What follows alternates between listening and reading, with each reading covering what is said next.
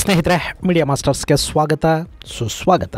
ಗೆಳೆಯರೆ, ಎಲ್ಲಿದೆ ನಿನ್ನ ಮನೆ, ಇಲ್ಲಿಗೆ ಯಾಕೆ ಬಂದೆ ಸುಮ್ಮನೆ? ಇದು ಸದ್ಯಕ್ಕೆ ಬಾಂಗ್ಲಾದೇಶದ ಮಾಜಿ ಪ್ರಧಾನಿ ಶೇಖ್ ಹಸೀನಾ ಅವರನ್ನ ಭಾರತ ಕೇಳಲಾಗದೆ ಉಳಿದ ಪ್ರಶ್ನೆ. ಗೆಳೆಯರೆ, ಶೇಖ್ ಹಸೀನಾ ಭಾರತಕ್ಕೆ ಬಂದಿದ್ದಾರೆ, ಆದರೆ ಆಕೆ ಇಲ್ಲಿ ಹೆಚ್ಚು ದಿನ ಇರೋದಕ್ಕೆ ಸಾಧ್ಯ ಆಗೋದಿಲ್ಲ. ಆಕೆ ಇರಬೇಕು ಅಂತ ಬಯಸಿದ್ರೂ ಕೂಡ ಭಾರತ ಬಹುಶಃ ಅದಕ್ಕೆ ಅವಕಾಶ ಕೊಡೋದು ಅನುಮಾನ. ಇನ್ನು ಹಸೀನಾ ಬ್ರಿಟನ್ಗೆ ಹೋಗಬೇಕು ಅಂತ ಅಂದ್ಕೊಂಡಿದ್ರು, ಆದರೆ ಬ್ರಿಟನ್ ಒಳಗೆ ಬಿಟ್ಕೊಳುತ್ತಾ ಇಲ್ವಾ ಅನ್ನೋ ಬಗ್ಗೆ ಖಚಿತವಾಗಿ ಏನು ಹೇಳದೇ ಇದ್ರು ನೀವು ಬರೋದು ನಮಗೆ ಇಷ್ಟ ಇಲ್ಲ ಅನ್ನೋ ಸಂದೇಶವನ್ನ ಪರೋಕ್ಷವಾಗಿ ಕಳುಹಿಸಿಕೊಟ್ಟಿದೆ. ಇನ್ನು ಅಮೆರಿಕ ಶೇಖ್ ಹಸೀನಾ ಪಾಲಿಗೆ ಯಾವತ್ತೂ ಬಾಗಿಲು ಮುಚ್ಚಿದೆ. ಪಶ್ಚಿಮದ ದೇಶಗಳಿಗೆ ಹಸೀನಾ ಬಗ್ಗೆ ಯಾವ ಆಸಕ್ತಿ ಪ್ರೀತಿ ಯಾವುದೂ ಉಳಿದಂತೆ ಕಾಣ್ತಾ ಇಲ್ಲ. ಇನ್ನು ದುಬೈ, ಸೌದಿ ಅರೇಬಿಯಾ, ಫಿನ್ಲ್ಯಾಂಡ್ ಹೀಗೆ ಒಂದಷ್ಟು ಆಯ್ಕೆಗಳು ಆಕೆಯ ಮುಂದೆ ಇವೆಯಾದರೂ ಯಾವುದೂ ಕೂಡ ಇನ್ನೂ ನಿಕ್ಕಿಯಾಗಿಲ್ಲ. ಹಾಗಾದ್ರೆ ಹಸೀನಾ ಎಲ್ಲಿಗೆ ಹೋಗಬೇಕು ಅನ್ನೋದು ಗೊತ್ತಾಗದೆ ಭಾರತಕ್ಕೆ ಬಂದುಬಿಟ್ರಾ? ಆಕೆ ಮುಂದಿನ ಹಾದಿ ಯಾವುದು? ಭಾರತ ಯಾಕೆ ಆಕೆಗೆ ಆಶ್ರಯ ಕೊಡೋ ಬಗ್ಗೆ ಈ ಬಾರಿ ಹಿಂದೆ ಮುಂದೆ ನೋಡ್ತಾ ಇದೆ? ಪಾಕಿಸ್ತಾನದ ಸಾಕಷ್ಟು ರಾಜಕಾರಣಿಗಳಿಗೆ ಆಶ್ರಯ ಕೊಟ್ಟ ಬ್ರಿಟನ್ ಹಸೀನಾ ವಿಷಯದಲ್ಲಿ ಯಾಕೆ ಹೀಗೆ ಮಾಡ್ತಾ ಇದೆ? ಅಮೆರಿಕ ಹಸೀನಾ ಬಗ್ಗೆ ಏನು ಹೇಳ್ತಾ ಇದೆ ಅನ್ನೋ ಬಗ್ಗೆ ಒಂದಷ್ಟು ಮಾಹಿತಿಯನ್ನ ನಾವಿಲ್ಲಿ ನೋಡೋಣ. ಗೆಳೆಯರೆ, ಆಕೆಗೆ ಬರೀ 45 ನಿಮಿಷ ಸಮಯ ಇತ್ತು. ದೇಶ ಬಿಡ್ತೀರಾ ಪ್ರಾಣ ಬಿಡ್ತೀರಾ ಅನ್ನೋ ಹಾಗೆ ಅಲ್ಲಿನ ಸೇನಾ ಮುಖ್ಯಸ್ಥ ಕುತ್ತಿಗೆ ಮೇಲೆ ಕೂತ್ಕೊಳ್ಳೋದು ಅಂತಾರಲ್ಲ, ಹಾಗೆ ಒತ್ತಡ ಹೇರೋದಕ್ಕೆ ಶುರು ಮಾಡಿದ್ದ. ಬಾಂಗ್ಲಾದೇಶದ ವಾಯುಪಡೆಗೆ ಸೇರಿದ ವಾಹನ ಒಂದು ಸಿದ್ಧವಾಗಿತ್ತು. ಎಲ್ಲಿಗೆ ಹೋಗಬೇಕು ಅನ್ನೋದು ಗೊತ್ತಿಲ್ಲದ ಪರಿಸ್ಥಿತಿಯಲ್ಲಿ ಆಕೆಗೆ ನೆನಪಾಗಿದ್ದು ಭಾರತ. ಹಸೀನಾ ಸೀದಾ ಭಾರತಕ್ಕೆ ಬಂದ್ಬಿಟ್ರು. ಸದ್ಯಕ್ಕೆ ಭಾರತ ಬರಬೇಡಿ ಅಂತ ಹೇಳಲಿಲ್ಲ, ಇಲ್ಲಿರಬೇಡಿ ಅಂತ ಕೂಡ ಹೇಳಿಲ್ಲ. ಮೊದಲೇ ಕೇಳಿದ್ರೆ ಬೇಡ ಅನ್ನೋ ಚಾನ್ಸ್ ಇರ್ತಾ ಇತ್ತೇನೋ, ಆದ್ರೆ ಆಕೆ ಕಡೆಯ ಕ್ಷಣದಲ್ಲಿ ಬೇರಿನ್ನೆಲ್ಲಿಗೂ ಹೋಗೋದಕ್ಕೆ ಸಾಧ್ಯವಾಗದೆ ಭಾರತದ ಕದ ತಟ್ಟಿದ್ದಾರೆ. ಹೀಗಾಗಿ ಭಾರತ ಆಕೆಯನ್ನು ಒಳಗೆ ಬಿಟ್ಕೊಂಡಿದೆ. ಈಗ ಯಾವಾಗ ಹೋಗ್ತೀರಿ ಅಂತ ಕೇಳೋ ಹಾಗಿಲ್ಲ. ಹಾಗಂತ ಆಕೆಗೂ ಕೂಡ ಇಲ್ಲಿರೋದು ಒಳ್ಳೆಯದಲ್ಲ ಅನ್ನೋದು ಗೊತ್ತಿದೆ. ಹೀಗಾಗಿ ಹಸೀನಾ ನಾನಾ ದೇಶಗಳ ಕಡೆಗೆ ನೋಡ್ತಾ ಇದ್ದಾರೆ. ಗೆಳೆಯರೆ, ಶೇಖ್ ಹಸೀನಾ ಭಾರತದಲ್ಲಿ ಸ್ವಲ್ಪ ಕಾಲ ಇದ್ದು ಇಲ್ಲಿಂದ ಯುನೈಟೆಡ್ ಕಿಂಗ್ಡಮ್ಗೆ ಹೋಗಿಬಿಡ್ತಾರೆ ಅನ್ನೋ ಸುದ್ದಿ ಇತ್ತು. ಅದಕ್ಕಾಗಿ ಆಕೆ ಅಲ್ಲಿನ ಸರ್ಕಾರಕ್ಕೆ ಮನವಿಯನ್ನೂ ಸಲ್ಲಿಸಿದ್ರು. ಅಲ್ಲಿ ಆಶ್ರಯ ಪಡ್ಕೊಳ್ಳೋ ಪ್ರಯತ್ನದಲ್ಲಿದ್ದಾರೆ ಅನ್ನೋ ಮಾತುಗಳೂ ಕೇಳಿ ಬಂದವು. ಈ ಬ್ರಿಟನ್ ಸಾಕಷ್ಟು ರಾಜಕೀಯ ನಿರಾಶ್ರಿತರಿಗೆ ಆಶ್ರಯವನ್ನು ಕೊಟ್ಟಿದೆ. ಪಾಕಿಸ್ತಾನದ ಮಾಜಿ ಪ್ರಧಾನಿ ನವಾಜ್ ಶರೀಫ್ ನಿನ್ನೆ ಮೊನ್ನೆವರೆಗೆ ಅಲ್ಲೇ ಇದ್ರು. ಬಾಂಗ್ಲಾದೇಶದ ಮಾಜಿ ಪ್ರಧಾನಿ ಖಲೀದಾ ಜಿಯಾ ಮಗನಿಗೆ ಕೂಡ ಬ್ರಿಟನ್ನಲ್ಲಿ ಆಶ್ರಯ ಸಿಕ್ಕಿತ್ತು. ಹಾಗೆ ದೇಶ ಬಿಟ್ಟು ಬರೋ ಸಾಕಷ್ಟು ಜನ ಅಲ್ಲಿ ಆಶ್ರಯವನ್ನು ಪಡ್ಕೊಂಡು ಬಿಡ್ತಾರೆ ಅಥವಾ ನಿರಾಶ್ರಿತರಾಗಿದ್ದು ಬಿಡ್ತಾರೆ. ಹೀಗಾಗಿ ಹಸೀನಾ ಕೂಡ ಬ್ರಿಟನ್ಗೆ ಹೋಗ್ತಾರೆ ಅನ್ನೋ ಮಾತಿತ್ತು. ಜೊತೆಗೆ ಹಸೀನಾರ ಸಹೋದರಿ ರೆಹಾನಾ ಇದಾರಲ್ಲ, ಅವರ ಮಗಳು ಬ್ರಿಟನ್ನಲ್ಲಿದ್ದಾರೆ. ಆಕೆಯ ಹೆಸರು ಟುಲಿಪ್ ಸಿದ್ದಿಕ್. ಇನ್ನು ರೆಹಾನಾಗೆ ಬ್ರಿಟಿಷ್ ಪಾಸ್ಪೋರ್ಟ್ ಇದೆ. ಆಕೆಗೆ ದ್ವಿಪೌರತ್ವ ಇದೆ. ಹೀಗಾಗಿ ರೆಹಾನಾ ಯಾವಾಗ ಬೇಕಾದರೂ ಲಂಡನ್ಗೆ ಹೋಗ್ಬಿಡಬಹುದು. ಇನ್ನು ಟುಲಿಪ್ ಇದಾರಲ್ಲ, ಆಕೆ ಉತ್ತರ ಲಂಡನ್ ಕ್ಷೇತ್ರದಿಂದ ಲೇಬರ್ ಪಕ್ಷದ ಸಂಸದೆಯಾಗಿ ಕೂಡ ಆಯ್ಕೆಯಾಗಿದ್ದಾರೆ. ಜೊತೆಗೆ ಅಲ್ಲಿನ ಸಚಿವ ಸಂಪುಟದಲ್ಲಿ ಕೂಡ ಪ್ರಭಾವಿ ಹುದ್ದೆಯಲ್ಲಿ ಟುಲಿಪ್ ಇದ್ದಾರೆ. ಅಂದ್ರೆ ಅಲ್ಲಿನ ಆಡಳಿತ ಪಕ್ಷದ ಪ್ರಭಾವಿ ಸಂಸದೆ ಈಕೆ. ಹೀಗಾಗಿ ಹಸೀನಾಗೆ ಯುಕೆಯಲ್ಲಿ ಆಶ್ರಯ ಪಡ್ಕೊಳ್ಳೋದು ಕಷ್ಟ ಆಗಲಾರದು ಅನ್ನೋ ನಂಬಿಕೆ ಇತ್ತು. ಆದರೆ ಈ ಬಗ್ಗೆ ಅಲ್ಲಿನ ಸರ್ಕಾರ ಅಧಿಕೃತವಾಗಿ ಇನ್ನೂ ಏನನ್ನು ಹೇಳಿಲ್ಲ. ಮೊನ್ನೆ ಬಾಂಗ್ಲಾದೇಶದ ಪರಿಸ್ಥಿತಿಯ ಬಗ್ಗೆ ಹೇಳಿಕೆಯನ್ನು ಕೊಟ್ಟಿರುವ ಫಾರಿನ್ ಸೆಕ್ರೆಟರಿ ಡೇವಿಡ್ ಲ್ಯಾಮಿ ಬಾಂಗ್ಲಾದೇಶದ ಪರಿಸ್ಥಿತಿಯ ಬಗ್ಗೆ ವಿಶ್ವಸಂಸ್ಥೆಯ ಸ್ವತಂತ್ರ ಸಮಿತಿಯಿಂದ ಒಂದು ತನಿಖೆ ಮಾಡಿಸಬೇಕಾದ ಅಗತ್ಯ ಇದೆ ಎಂದು ಮಾತಾಡಿದ್ದಾರೆ. ಆದರೆ ಆತ ಎಲ್ಲೂ ಕೂಡ ಶೇಖ್ ಹಸೀನಾ ಅವರ ಬಗ್ಗೆ ಆಗಲಿ ಆಕೆಗೆ ಆಶ್ರಯ ಕೊಡೋ ಬಗ್ಗೆ ಆಗಲಿ ಒಂದೇ ಒಂದು ಮಾತನ್ನು ಆಡಿಲ್ಲ. ಹಾಗೆ ನೋಡಿದ್ರೆ ಬ್ರಿಟನ್ಗೆ ಹಸೀನಾ ಬಗ್ಗೆ ಅಂಥ ಯಾವ ಒಲವೂ ಇದ್ದಂತಿಲ್ಲ ಮತ್ತು ಅವರು ಹಸೀನಾ ವಿರುದ್ಧ ಹಸೀನಾ ಕಾಲದಲ್ಲಾದ ಮಾನವ ಹಕ್ಕುಗಳ ಉಲ್ಲಂಘನೆಯ ಬಗ್ಗೆ ಒಂದು ತನಿಖೆ ನಡೀಲಿ ಅಂತ ಬಯಸ್ತಾ ಇದ್ದಾರೆ. ಅಕಸ್ಮಾತ್ ಆ ಥರದ್ದೇನಾದರೂ ತನಿಖೆ ಆದರೆ ಮುಂದಿನ ಕಾನೂನು ಪ್ರಕ್ರಿಯೆಗಳಿಂದ ಬ್ರಿಟನ್ನಲ್ಲಿ ಹಸೀನಾಗೆ ಯಾವ ರಕ್ಷಣೆಯೂ ಸಿಗೋದಿಲ್ಲ ಅನ್ನೋದನ್ನ ಅಲ್ಲಿನ ಅಧಿಕಾರಿಗಳು ತಿಳಿಸ್ತಾ ಇದ್ದಾರೆ. ಹೀಗಾಗಿ ಇಲ್ಲಿ ಟುಲಿಪ್ ಅವರ ಪ್ರಭಾವ ಎಷ್ಟರ ಮಟ್ಟಿಗೆ ಬಳಕೆ ಆಗುತ್ತೆ ಅನ್ನೋದನ್ನ ಖಚಿತವಾಗಿ ಹೇಳೋದಕ್ಕೆ ಬರೋದಿಲ್ಲ. ಇನ್ನು ಹಸೀನಾ ಆಶ್ರಯ ಬಯಸಿ ಬ್ರಿಟನ್ಗೆ ಅರ್ಜಿ ಸಲ್ಲಿಸಿದಾರ, ಆ ಬಗ್ಗೆ ಕೂಡ ಅಲ್ಲಿನ ಸರ್ಕಾರ ಏನನ್ನು ಹೇಳಿಲ್ಲ. ಆದರೆ ಅಲ್ಲಿನ ಮೂಲಗಳು ಹೇಳೋ ಪ್ರಕಾರ ಬ್ರಿಟನ್ ಕಾನೂನುಗಳ ಪ್ರಕಾರ ಹಸೀನಾಗೆ ಆಶ್ರಯ ಸಿಗೋದು ಕಷ್ಟ. ಅಲ್ಲಿಗೆ ಹಸೀನಾ ಬ್ರಿಟನ್ಗೆ ಹೋಗೋದಕ್ಕೆ ಬೇಕಾದ ವಾತಾವರಣ ಅಲ್ಲಿ ಕಂಡು ಬರ್ತಾ ಇಲ್ಲ. ಇನ್ನು ಆಕೆಗಿರೋ ಮತ್ತೊಂದು ಆಯ್ಕೆ ಅಂದ್ರೆ ಫಿನ್ಲ್ಯಾಂಡ್. ಅಲ್ಲಿ ರೆಹಾನಾ ಅವರ ಮಗ ರದ್ವಾನ್ ಮುಜೀಬ್ ಸಿದ್ದಿಕ್ ಅಲಿಯಾಸ್ ಬಾಬಿ ವಾಸ ಮಾಡ್ತಾ ಇದ್ದಾನೆ. ಆತ ಬಾಂಗ್ಲಾದೇಶದ ಯೂತ್ ಆಕ್ಟಿವಿಸ್ಟ್ ಅಂತ ಗುರುತಿಸಿಕೊಂಡಿದ್ದವನು. ಬಾಂಗ್ಲಾದೇಶದಲ್ಲಿ ಹಸೀನಾ ಸರ್ಕಾರದ ಅವಧಿಯಲ್ಲಿ ಈ ಬಾಬಿ ಸಾಕಷ್ಟು ಕೆಲಸಗಳನ್ನು ತನ್ನ NGO ಅಡಿಯಲ್ಲಿ ಮಾಡಿದ್ದ. ಸರ್ಕಾರದ ಸಾಕಷ್ಟು ಅಭಿಯಾನಗಳು ಈತನ NGO ಹೆಸರಲ್ಲಿ ನಡೆದಿವೆ ಅಂದ್ರೆ ನಿಮಗೆ ಗೊತ್ತಲ್ಲ.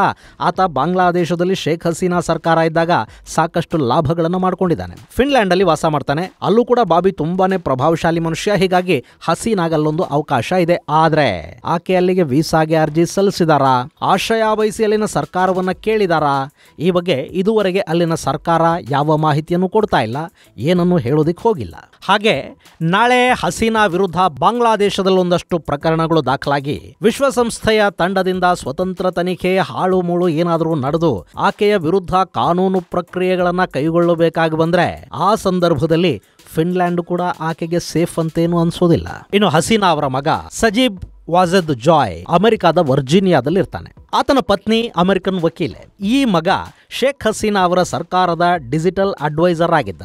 ಮೊನ್ನೆ ಅಲ್ಲಿ ಪರಿಸ್ಥಿತಿ ವಿಕೋಪಕ್ಕೆ ಹೋಗ್ತಾ ಇದೆ ಅನ್ನೋದು ಗೊತ್ತಾದ ಕೂಡಲೇ ತಕ್ಷಣ ರಾಜೀನಾಮೆ ಕೊಟ್ಟು ದೇಶ ಬಿಡುವಂತ ಅಡ್ವೈಸ್ ಮಾಡಿದ್ದು ಕೂಡ ಇದೇ ಸಾಜಿಬ್ ವಾಜಿದ್. ಹೀಗಾಗಿ ಆಕೆ ಅಲ್ಲಿಗೆ ಹೋಗೋ ಅವಕಾಶ ಏನಾದರೂ ಇದೆಯಾ? ಗೆಳೆಯರೆ, ಅಮೆರಿಕ ಮತ್ತು ಹಸೀನಾ ಸಂಬಂಧಗಳು ಆಕೆ ಅಧಿಕಾರದಲ್ಲಿದ್ದಷ್ಟು ದಿನ ಚೆನ್ನಾಗಿರಲಿಲ್ಲ. ಅಮೆರಿಕ ಜೊತೆ ಆಕೆ ಆದರ್ಶ ಮೈತ್ರಿಯನ್ನೇನು ಇಟ್ಕೊಂಡಿರಲಿಲ್ಲ. ಅಲ್ಲಿದ್ದದ್ದು ಆದಷ್ಟೂ ಮೈತ್ರಿ ಅಂತಾರಲ್ಲ, ಅಂಥದ್ದೊಂದು ಸಂಬಂಧ. ಅಮೆರಿಕ ಭಯೋತ್ಪಾದನೆಯ ನಿಗ್ರಹ, ನಿರಾಶ್ರಿತರ ಸಮಸ್ಯೆಗಳು, ರೋಹಿಂಗ್ಯಾ ಸಮಸ್ಯೆ ಮುಂತಾದವುಗಳಿಗೆ ಸಂಬಂಧಪಟ್ಟ ಹಾಗೆ ಹಸೀನಾ ಜೊತೆ ವಿಷಯಾಧಾರಿತ ಸಂಬಂಧವನ್ನು ಮಾತ್ರ ಇಟ್ಟುಕೊಂಡಿತ್ತು. ಇನ್ನು ಮೊನ್ನೆ ಅಲ್ಲಿನ ಚುನಾವಣೆಗಳಲ್ಲಿ ಅಕ್ರಮ ನಡೆದಿದೆ ಅಂತ ಆರೋಪಿಸಿದ ಅಮೆರಿಕ ಬಾಂಗ್ಲಾದೇಶದ ಪ್ರಧಾನಿ ಹಸೀನಾ ಸೇರಿದ ಹಾಗೆ ಒಂದಷ್ಟು ಜನರ ಮೇಲೆ ನಿರ್ಬಂಧವನ್ನು ಕೂಡ ಹೇರ್ತು. ಅಲ್ಲಿ ಬಾಂಗ್ಲಾದೇಶಕ್ಕೆ ಸೇರಿದ್ದ ಸೇಂಟ್ ಮಾರ್ಟಿನ್ಸ್ ದ್ವೀಪದ ಮೇಲೆ ಅಮೆರಿಕ ಕಣ್ಣಿಟ್ಕೊಂಡಿದೆ ಅನ್ನೋ ಮಾತುಗಳಿದ್ದು, ಆ ದ್ವೀಪದಲ್ಲಿ ಅಮೆರಿಕ ತನ್ನದೊಂದು ಏರ್ ಬೇಸ್ ಅನ್ನ ಮಾಡಿಕೊಳ್ಳುವ ಮೂಲಕ ಬಂಗಾಳ ಕೊಲ್ಲಿಯಲ್ಲಿ ತನ್ನ ಅಸ್ತಿತ್ವವನ್ನು ಸ್ಥಾಪಿಸುವ ಉದ್ದೇಶವನ್ನು ಹೊಂದಿತ್ತು. ಹಾಗೆ ಬಾಂಗ್ಲಾದೇಶ ಹಾಗೂ ಮ್ಯಾನ್ಮಾರ್ಗಳಲ್ಲಿ ಚೈನಾ ಈಗಾಗಲೇ ತನ್ನದೇ ಆದ ಒಂದಷ್ಟು ವ್ಯವಸ್ಥೆಗಳನ್ನು ಮಾಡಿಕೊಂಡಿದೆ ಮತ್ತು ಅಲ್ಲಿ ಒಂದಷ್ಟು ಬಂದರುಗಳನ್ನು ಅಭಿವೃದ್ಧಿಪಡಿಸಿರೋ ಚೈನಾ ಅಲ್ಲೆಲ್ಲ ತನ್ನ ಅನಧಿಕೃತ ನೌಕಾನೆಲೆಗಳನ್ನು ಸ್ಥಾಪಿಸಿಕೊಳ್ಳುವ ಪ್ರಯತ್ನದಲ್ಲಿ ಕೂಡ ಇದೆ. ಇಂಥ ಸಂದರ್ಭದಲ್ಲಿ ಅಮೆರಿಕ ಬಂಗಾಳ ಕೊಲ್ಲಿಯಲ್ಲಿ ತನ್ನ ಏರ್ ಬೇಸ್ ಅನ್ನು ಮಾಡಿಕೊಳ್ಳುವ ಮೂಲಕ ಇಡೀ ಏಷ್ಯಾದ ಮೇಲೊಂದು ಕಣ್ಣಿಡೋದಕ್ಕೆ ಮತ್ತು ಅಲ್ಲಿ ತನ್ನ ಸೇನಾ ಅಸ್ತಿತ್ವವನ್ನು ಇಟ್ಟುಕೊಳ್ಳೋದಕ್ಕೆ ಒಂದು ಸಣ್ಣ ಪ್ರಯತ್ನವನ್ನು ಮಾಡಿತ್ತು. ಆದರೆ ಅದಕ್ಕೆ ಬಾಂಗ್ಲಾದೇಶದ ಪ್ರಧಾನಿಯಾಗಿದ್ದ ಶೇಖ್ ಹಸೀನಾ ಅವಕಾಶವನ್ನು ಕೊಟ್ಟಿರಲಿಲ್ಲ. ಅಷ್ಟೇ ಅಲ್ಲ, ಆಕೆ ತಮ್ಮ ಸರ್ಕಾರವನ್ನು ಅಸ್ಥಿರಗೊಳಿಸೋದಕ್ಕೆ ಪಶ್ಚಿಮದ ಶಕ್ತಿಗಳು ಪ್ರಯತ್ನ ಪಡ್ತಿವೆ ಅನ್ನೋ ನೇರ ಆರೋಪವನ್ನು ಮಾಡಿದ್ರು. ಅದರಲ್ಲೂ ಅಮೆರಿಕದ ಶಕ್ತಿಗಳು ಮ್ಯಾನ್ಮಾರ್, ಬಾಂಗ್ಲಾದೇಶ ಹಾಗೂ ಭಾರತದ ಈಶಾನ್ಯ ಭಾಗದ ರಾಜ್ಯಗಳಲ್ಲಿನ ಒಂದಷ್ಟು ಪ್ರದೇಶಗಳನ್ನು ಸೇರಿಸಿ ಆ ಭಾಗದಲ್ಲೊಂದು ಕ್ರೈಸ್ತ ದೇಶವನ್ನ ನಿರ್ಮಾಣ ಮಾಡೋ ಪ್ರಯತ್ನವನ್ನು ಮಾಡ್ತಾ ಇವೆ ಮತ್ತು ಇಲ್ಲಿ ರಾಜಕೀಯ ಅಸ್ಥಿರತೆಯನ್ನು ಉಂಟು ಮಾಡೋದಕ್ಕೆ ಅಮೆರಿಕ ಪ್ರಯತ್ನ ಪಡ್ತಾ ಇದೆ ಅನ್ನೋ ಆರೋಪಗಳನ್ನ ನೇರವಾಗಿ ಮಾಡಿದ್ರು. ಈ ಕಾರಣಕ್ಕೆ ಅಮೆರಿಕ ಶೇಖ್ ಹಸೀನಾ ವಿರುದ್ಧ ಒಂದಷ್ಟು ಸಿಟ್ಟು ಮಾಡಿಕೊಳ್ತು. ಜೊತೆಗೆ ಚುನಾವಣಾ ಅಕ್ರಮಗಳ ಆರೋಪವನ್ನು ಹೊರಿಸಿ ಬಾಂಗ್ಲಾದೇಶದ ಕೆಲ ರಾಜಕಾರಣಿಗಳ ಮೇಲೆ ನಿರ್ಬಂಧವನ್ನು ವಿಧಿಸಿತು. ಆ ನಿರ್ಬಂಧಗಳ ಪಟ್ಟಿಗೆ ಶೇಖ್ ಹಸೀನಾ ಅವರ ಹೆಸರನ್ನು ಕೂಡ ಸೇರಿಸಲಾಗಿತ್ತು. ಈಗ ಶೇಖ್ ಹಸೀನಾ ಇದ್ದಕ್ಕಿದ್ದ ಹಾಗೆ ರಾಜೀನಾಮೆ ಕೊಟ್ಟು ದೇಶ ಬಿಟ್ಟು ಭಾರತಕ್ಕೆ ಓಡಿ ಬಂದ ವಿಷಯ ಗೊತ್ತಾದ ತಕ್ಷಣ ಅಮೆರಿಕ ಆಕೆಯ ವೀಸಾನ ಕೂಡ ರದ್ದು ಮಾಡಿದೆ. ಹೀಗಾಗಿ ಶೇಖ್ ಹಸೀನಾ ಅಮೆರಿಕಾಗೆ ಹೋಗುವ ಅವಕಾಶಗಳು ಕೂಡ ಇಲ್ಲ. ಇಲ್ಲಿ ಗಮನಿಸಬೇಕಾದ ಮತ್ತೊಂದು ಅಂಶ ಅಂದ್ರೆ ಅಮೆರಿಕ ಸೇರಿದ ಹಾಗೆ ಇಡೀ ಪಶ್ಚಿಮ ದೇಶಗಳ ಕೂಟ ಏನಿದೆ ಅದಷ್ಟೂ ಕೂಡ ಶೇಖ್ ಹಸೀನಾ ವಿರುದ್ಧ ನಿಂತಂತೆ ಕಾಣ್ತಾ ಇದೆ. ಹೀಗಾಗಿ ನಾಳೆ ಶೇಖ್ ಹಸೀನಾ ವಿರುದ್ಧ ಅಂತಾರಾಷ್ಟ್ರೀಯ ಸಮುದಾಯಗಳು ಮಾನವ ಹಕ್ಕುಗಳ ಉಲ್ಲಂಘನೆಯನ್ನ ಮುಂದಿಟ್ಟುಕೊಂಡು ದೊಡ್ಡ ಮಟ್ಟದ ಇನ್ನೊಂದು ಷಡ್ಯಂತ್ರವನ್ನು ರಚಿಸಿದರೆ ಆಶ್ಚರ್ಯ ಪಡಬೇಕಾದ ಅಗತ್ಯ ಇಲ್ಲ.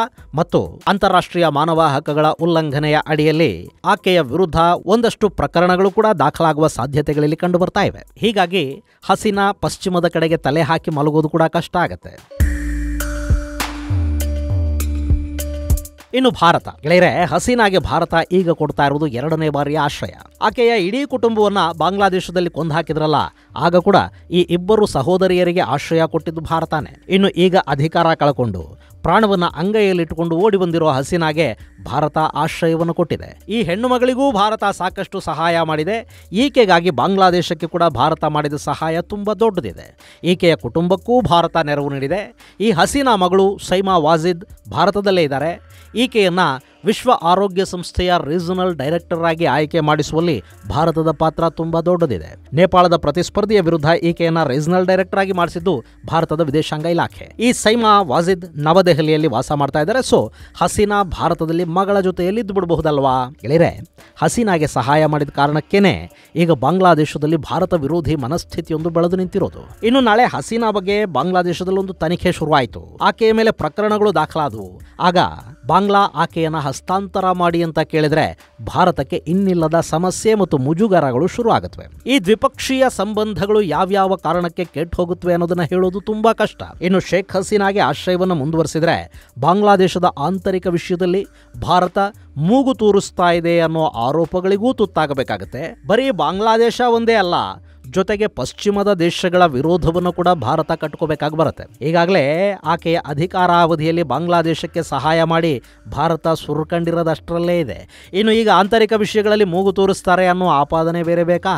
ಈಗ ನೋಡಿ, ದಲೈ ಲಾಮಾಗೆ ಆಶ್ರಯ ಕೊಟ್ಟಿದ್ದೀವಿ ಅನ್ನೋದೇ ಚೈನಾಗೆ ಭಾರತದ ಮೇಲಿನ ದೊಡ್ಡ ಸಿಟ್ಟಿಗೆ ಕಾರಣವಾಗಿರೋ ಅಂಶ. ಭಾರತ ಚೈನಾದಲ್ಲಿ ಟಿಬೆಟ್ ಪ್ರತ್ಯೇಕತೆಯನ್ನು ಬೆಂಬಲಿಸ್ತಾ ಇದೆ ಅಂತ ಭಾವಿಸುವ ಚೈನಾ ಕಾಶ್ಮೀರ ಪ್ರತ್ಯೇಕತಾವಾದ ಸೇರಿದ ಹಾಗೆ ಭಾರತದಲ್ಲಿನ ನಾನಾ ರೀತಿಯ ಉಗ್ರ ಚಟುವಟಿಕೆಗಳಿಗೆ ಬೆಂಬಲ ಕೊಡ್ತಾ ಹೋಗ್ತಾ ಇದೆ. ಏನೋ ದಲೈ ಲಾಮಾ ಅವರಿಗೆ ಬೌದ್ಧ ಮತದ ಕಾರಣದಿಂದ ಆಶ್ರಯ ಕೊಟ್ಟಿದ್ದೀವಿ, ಓಕೆ, ಆದ್ರೆ ಬಾಂಗ್ಲಾ ಪ್ರಧಾನಿಗೆ ಆಶ್ರಯ ಕೊಟ್ಟು ಇನ್ನೊಂದು ಸಮಸ್ಯೆಯನ್ನ ಕೊರಳೆಗೆ ಹಾಕೊಳ್ಳೋದು ಬುದ್ಧಿವಂತಿಕೆನಾ? ಈ ಬಗ್ಗೆ ಭಾರತ ಯೋಚಿಸ್ತಾ ಇಲ್ಲ ಅಂತೇನೂ ಅಲ್ಲ. ಇಂಥ ಕಾರಣಗಳಿಂದಾನೇ ಈ ಹಿಂದೆ ಶ್ರೀಲಂಕಾ ಅಧ್ಯಕ್ಷ ರಾಜಪಕ್ಷೆಗೆ ಆಶ್ರಯ ಕೊಡೋದಕ್ಕೆ ಭಾರತ ನಿರಾಕರಿಸಿತ್ತು. ಆಫ್ಘಾನಿಸ್ತಾನದಲ್ಲಿ ಸಮಸ್ಯೆಗಳುಂಟಾದಾಗ ಅಲ್ಲಿನ ರಾಜಕಾರಣಿಗಳಿಗೆ ಆಶ್ರಯ ಕೊಡೋ ಬಗ್ಗೆ ಕೂಡ ಭಾರತ ಅಂಥ ಒಲವನ್ನೇನು ತೋರಿಸೋದಿಕ್ಕೆ ಹೋಗಲಿಲ್ಲ. ಈಗ ಬಾಂಗ್ಲಾದ ಪ್ರಧಾನಿಗೆ ಇಲ್ಲಿ ಇರಲೇಬೇಡಿ, ನೀವು ಹೊರಟು ಹೋಗಿ ಅಂತ ಹೇಳೋದಕ್ಕೆ ಸಾಧ್ಯ ಆಗದೇ ಇರಬಹುದು, ಆದರೆ ಇಟ್ಕೊಂಡ್ರೆ ಸಮಸ್ಯೆ ಅನ್ನೋದು ತಪ್ಪಿದ್ದಲ್ಲ. ಸೊ ಭಾರತ ಏನು ಮಾಡುತ್ತೆ ಅನ್ನೋದನ್ನ ಕಾದು ನೋಡಬೇಕು.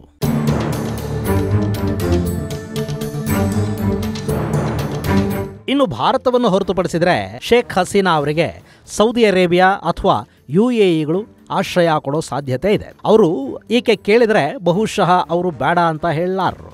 ಅಷ್ಟೇ ಅಲ್ಲ, ಅರಬ್ ದೇಶಗಳು ಆಶ್ರಯ ಕೊಟ್ಟರೆ ಹಸೀನಾ ಅಲ್ಲಿ ಸೇಫ್ ಆಗೂ ಇರ್ತಾರೆ ಮತ್ತು ಬಾಂಗ್ಲಾದೇಶದ ರಾಜಕಾರಣದಲ್ಲಿ ಅರಬರೂ ಕೂಡ ಒಂದಷ್ಟು ಪ್ರಭಾವವನ್ನು ಹೊಂದಿರುವುದರಿಂದ ಹಸೀನಾ ಅವರಿಗೆ ಎಲ್ಲ ರೀತಿಯ ರಕ್ಷಣೆಯನ್ನು ಅರಬ್ ದೇಶಗಳು ಕೊಡೋದಕ್ಕೆ ಸಾಧ್ಯ ಆಗುತ್ತೆ. ಆದರೆ ಆ ಬಗ್ಗೆ ಅವರು ಯಾವ ನಿರ್ಧಾರವನ್ನು ತಗೊಳ್ತಾರೆ ಅನ್ನೋದು ಗೊತ್ತಿಲ್ಲ. ಇದೆಲ್ಲವನ್ನ ಬಿಟ್ರೆ ಶೇಖ್ ಹಸೀನಾ ಅವರಿಗೆ ಸದ್ಯಕ್ಕೆ ಅತ್ಯಂತ ಸೇಫೆಸ್ಟ್ ಜಾಗ ಅಂತ ಅನ್ಸೋದು ರಷ್ಯಾ. ಯಾಕೆಂದ್ರೆ ಬಾಂಗ್ಲಾದೇಶ ಭಾರತದ ಜೊತೆಗೆ ರಷ್ಯಾ ಜೊತೆ ಕೂಡ ಅತ್ಯುತ್ತಮ ಸಂಬಂಧಗಳನ್ನು ಹೊಂದಿತ್ತು. ಹಾಗೆ ಹಸೀನಾ ಅವರ ತಂದೆ ಶೇಖ್ ಮುಜಿಬುರ್ ರೆಹಮಾನ್ ಸೋವಿಯತ್ ರಷ್ಯಾದೊಂದಿಗೆ ಸ್ನೇಹ ಸಂಬಂಧಗಳನ್ನು ಹೊಂದಿದ್ರು. ಬಾಂಗ್ಲಾದೇಶದ ವಿಭಜನೆಯ ಸಂದರ್ಭದಲ್ಲಿ ಭಾರತದ ಜೊತೆಗೆ ರಷ್ಯಾ ಕೂಡ ಅವರ ನೆರವಿಗೆ ನಿಂತುಕೊಂಡಿತ್ತು. ಇನ್ನು ಈಗ ಕೂಡ ಪಶ್ಚಿಮದ ಜಗತ್ತು ಶೇಖ್ ಹಸೀನಾ ಅವರ ವಿರುದ್ಧ ನಿಂತಿರುವ ಸಂದರ್ಭದಲ್ಲಿ ಆಕೆ ಆಶ್ರಯ ಕೇಳಿದ್ರೆ ಬಹುಶಃ ರಷ್ಯಾ ಇಲ್ಲ ಅಂತ ಹೇಳೋದಿಕ್ ಹೋಗೋದಿಲ್ಲ. ಇನ್ನು ಎರಡನೆಯದ್ದು, ನಾಳೆ ಪಶ್ಚಿಮದ ದೇಶಗಳಿಂದ ಪ್ರಭಾವಿತಗೊಂಡು ಶೇಖ್ ಹಸೀನಾ ವಿರುದ್ಧ ಅಂತಾರಾಷ್ಟ್ರೀಯ ಮಟ್ಟದಲ್ಲಿ ಮತ್ತು ಬಾಂಗ್ಲಾದೇಶದಲ್ಲಿ ಯಾವುದೇ ರೀತಿಯ ಕಾನೂನು ಕ್ರಮಗಳನ್ನು ತೆಗೆದುಕೊಳ್ಳುವ ಪರಿಸ್ಥಿತಿ ನಿರ್ಮಾಣ ಆದರೂ ಕೂಡ ಆಕೆ ರಷ್ಯಾದಲ್ಲಿದ್ರೆ ಆ ಎಲ್ಲ ಕಾನೂನು ಪ್ರಕ್ರಿಯೆಗಳಿಂದ ಕೂಡ ಆಕೆ ತಮ್ಮನ್ನು ತಾವು ಕಾಪಾಡಿಕೊಳ್ಳೋದಕ್ಕೆ ಅನುಕೂಲ ಮತ್ತು ಅವಕಾಶ ಎರಡೂ ಆಗುತ್ತವೆ. ಹೀಗಾಗಿ ಸದ್ಯದ ಪರಿಸ್ಥಿತಿಯಲ್ಲಿ ಬಾಂಗ್ಲಾದೇಶದ ಮಾಜಿ ಪ್ರಧಾನಿ ಶೇಖ್ ಹಸೀನಾ ಅವರಿಗೆ ಅತ್ಯಂತ ಸೇಫೆಸ್ಟ್ ಜಾಗ ಅಂತ ಅನ್ನಿಸ್ತಾ ಇರೋದು ರಷ್ಯಾ ಮಾತ್ರ. ಭಾರತ ಆಕೆಯನ್ನ ಕ್ಷೇಮವಾಗಿ ರಷ್ಯಾಗೆ ಕಳುಹಿಸಿಕೊಡುವ ವ್ಯವಸ್ಥೆಯನ್ನ ಮಾಡುತ್ತಾ, ಭಾರತ ಸರ್ಕಾರವೇ ಈ ವಿಷಯದಲ್ಲಿ ರಷ್ಯಾ ಜೊತೆ ಮಾತುಕತೆಗಳನ್ನು ನಡೆಸುತ್ತಾ ಗೊತ್ತಿಲ್ಲ.